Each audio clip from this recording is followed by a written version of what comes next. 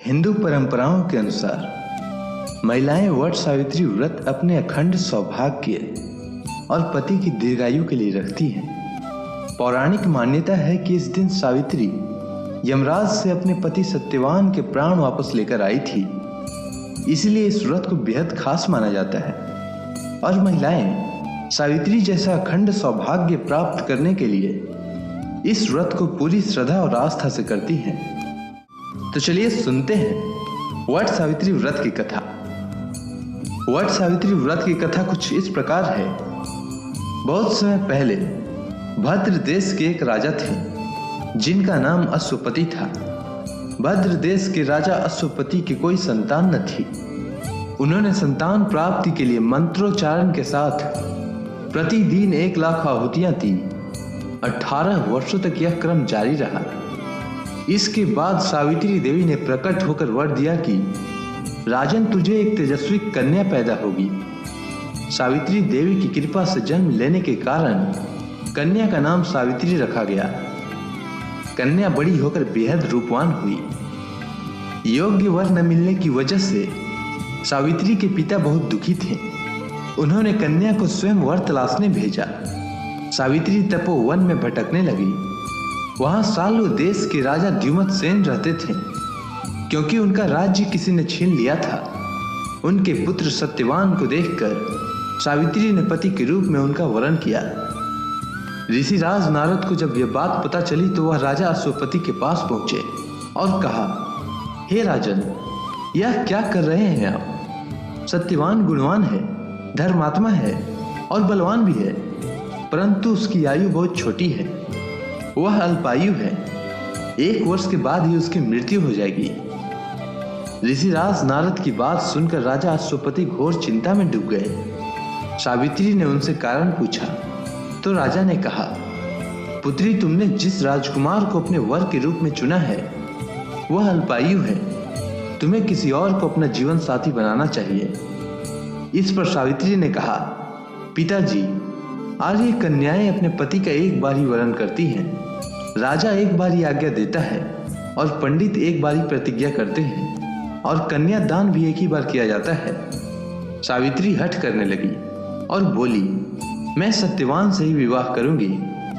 राजा अश्वपति ने सावित्री का विवाह सत्यवान से कर दिया। सावित्री अपने ससुराल पहुंचते ही सास ससुर की सेवा करने लगी। समय बीतता चला गया। नारद मुनि ने सावित्री को पहले ही सत्यवान की मृत्यु के दिन के बारे में बता दिया था। वह दिन जैसे जैसे करीब आने लगा, सावित्री अधीर होने लगी। उन्होंने 3 दिन पहले से ही उपवास शुरू कर दिया। नारद मुनि द्वारा कथित निश्चित तिथि पर पितरों का पूजन किया। हर दिन की तरह सत्यवान उस दिन भी लकड़ी काटने जंगल चले गए। साथ में सावित्री भी गई। जंगल में पहुंचकर सत्यवान लकड़ी काटने के लिए एक पेड़ पर चढ़ गए। तभी उनके सिर में तेज दर्द होने लगा। दर्द से व्याकुल सत्यवान पेड़ से नीचे उतर गए। सावित्री अपना भविष्य समझ गई। सत्यवान के सिर को गोद में रखकर सावित्री सत्यवान का सिर सहलाने लगी। तभी वहां यमराज आते दिखे। यमराज अपने साथ सत्यवान को ले जाने लगे। सावित्री भी उनके पीछे पीछे चल पड़ी। यमराज ने सावित्री को समझाने की कोशिश की कि यही विधि का विधान है, लेकिन सावित्री नहीं मानी। सावित्री की निष्ठा और पतिपरायणता को देखकर यमराज ने सावित्री से कहा, हे देवी, तुम धन्य हो। तुम मुझसे कोई भी वरदान मांगो। इस पर सावित्री ने कहा कि मेरे सास ससुर वनवासी हैं और अंधे हैं, उन्हें अब दिव्य ज्योति प्रदान करें।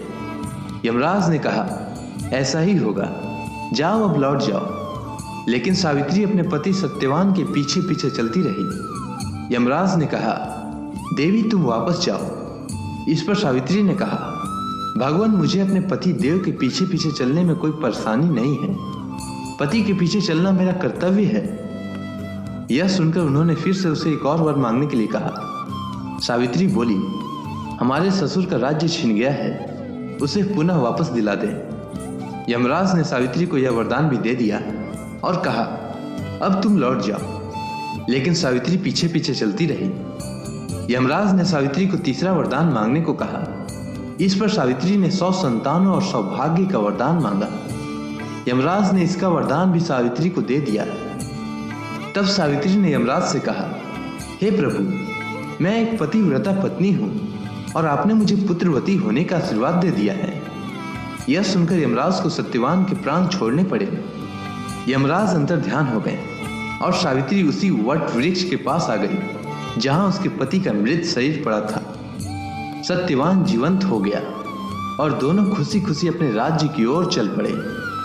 दोनों जब घर पहुंचे तो देखा कि माता पिता को दिव्य ज्योति प्राप्त हो गई है। इस प्रकार सावित्री सत्यवान चिरकाल तक राज्य सुख भोगते रहे। अतः पतिव्रता सावित्री के अनुरूप ही प्रथम अपने सास ससुर का उचित पूजन करने के साथ ही अन्य विधियों का प्रारंभ करें। वट सावित्री व्रत करने और इस कथा को सुनने से उपासक के वैवाहिक जीवन या जीवन साथी की आयु पर किसी प्रकार का कोई संकट आया भी हो तो वह टल जाता है। उम्मीद है आपको यह कथा अच्छी लगी होगी। धन्यवाद।